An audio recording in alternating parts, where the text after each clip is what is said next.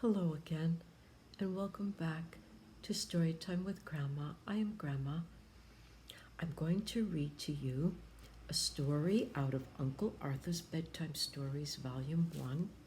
It is called The Man Who Cannot Move, Down But Not Out. It's quite a remarkable story. Not long ago, I heard of a poor man who was suffering from a strange disease. At first it affected his legs and made them so stiff he could not move them.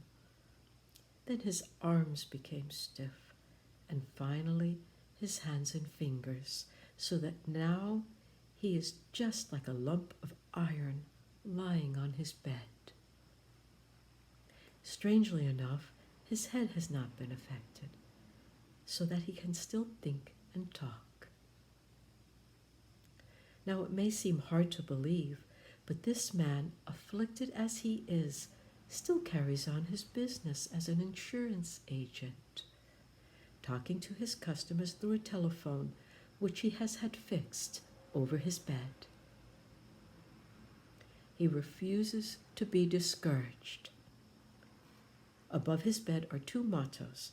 One says, "Don't worry," and the other, "Down but not out." Not long ago, he dictated a letter to a friend in which he said, "I am not discouraged. Since I lost the entire use of my hands, it has been harder for me to carry on my business, but we are gradually devising methods to overcome this handicap. We are compelled by necessity to continue the fight, but Nurse is a wonderful help." He concluded his letter with, "Yours cheerfully." What an example for us all. If this man can be cheerful in spite of his terrible infirmity, what excuse can we have to be discontented? Do you know anyone who grumbles because his breakfast isn't just what he wanted? Because he has a cold in his head? Or because the weather is wet and he can't go out to play?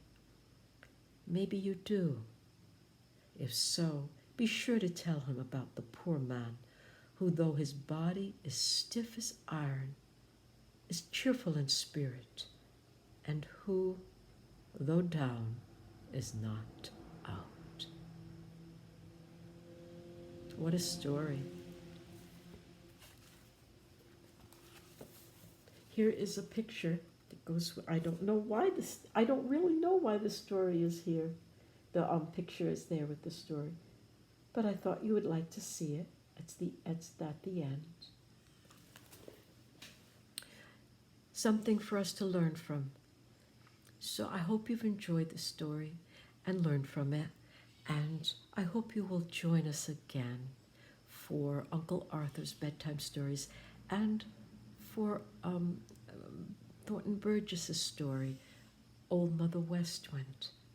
Till we meet again, please take good care, and may God love you. Good night.